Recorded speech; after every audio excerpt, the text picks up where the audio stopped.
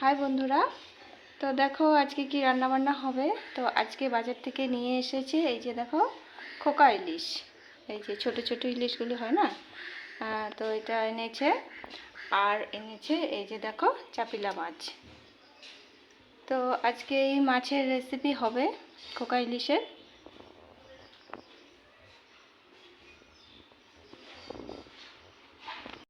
যা গরম পড়েছে, ঘেমে চুড়ে মানে শেষ। দেখো স্নান করেছি মনে হচ্ছে না, আরও 2-3 বার স্নান করব।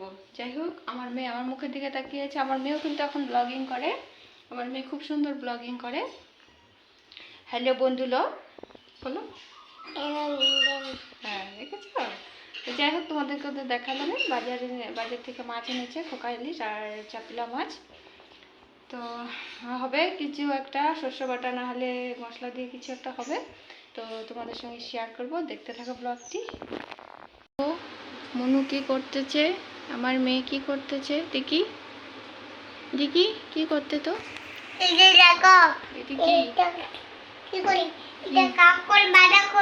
কাকর ভাজা করতেছো? হ্যাঁ বলো, তুমি বলো। দেখো আমি কাপড় বাঁধি, ঠিক আছে। এই যে দেখো এদিকে রান্না বসানো হয়ে গেছে, এই যে ভাত হয়ে গেছে, আর মেয়ের জন্য একটু ডিম ভেজেছি। আর এই যে বন্ধুরা দেখো করলা আর কাঁকরোল একসাথে ভাজা হচ্ছে।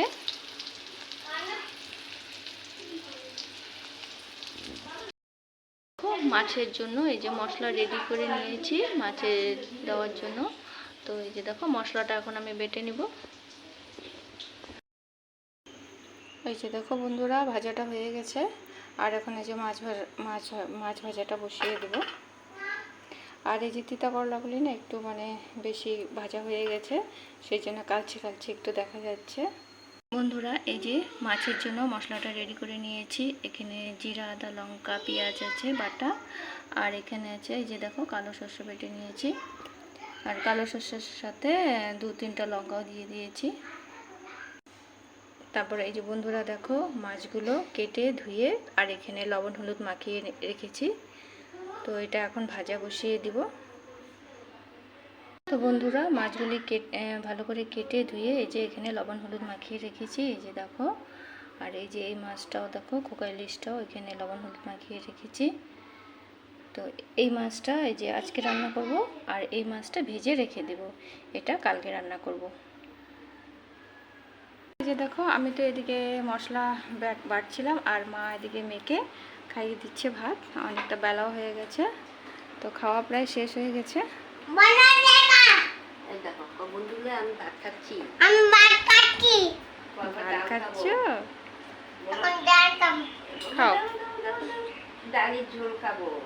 এই যে দেখো বন্ধুরা ডালের ঝোল খায় আমার মেয়ে। ও তো মাছ খাবে না, সেই জন্য। লাইক করো, কমেন্ট করো না বাবা, বলো।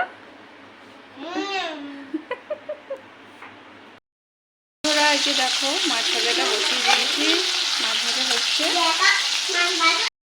হয়ে গেছে। আর এইদিকে দেখো মশলাটা কষানো হচ্ছে। এদিকে মশলাটা কষানো হয়ে গেছে, এখন এই যে জল দেওয়া হবে। জল দেওয়া হয়ে গেছে তো ঝোলের জন্য। তো ঝোল তো বেশি হবে না, মাখা মাখা। তো ঝোলটা যখন ফুটে যাবে তখন এই যে মাছ আর সর্ষ বাটাটা দিয়ে তারপর আর একটু ফুটিয়ে নামিয়ে নেব। আর সামান্য একটু চিনিও দিয়ে দিয়েছি। দেখো ঝোল ফুটে গেছে, এখন এই যে মাছগুলো দিয়ে দেওয়া হচ্ছে। তো এই যে বন্ধুরা দেখো মাছগুলো দিয়ে দেওয়া হলো, ঝোল ফুটে গেছে। তো আর একটু ফুটে গেলে তারপরে যে শস্যটা দিয়ে মাছটা এই যে ভেজে রাখা হচ্ছে, এটা কালকে করা হবে। দেখো ঝোল ফুটে গেছে আর মাছগুলো দিয়ে দেওয়া হয়েছে। তো আর একটু ফুটে গেলে তারপরে যে শস্য বাটাটা দিয়ে নামিয়ে নেব। তো বন্ধুরা এই যে দেখো মাছের ঝোল হয়ে গেছে, আর এই যে তো রেডি একদম।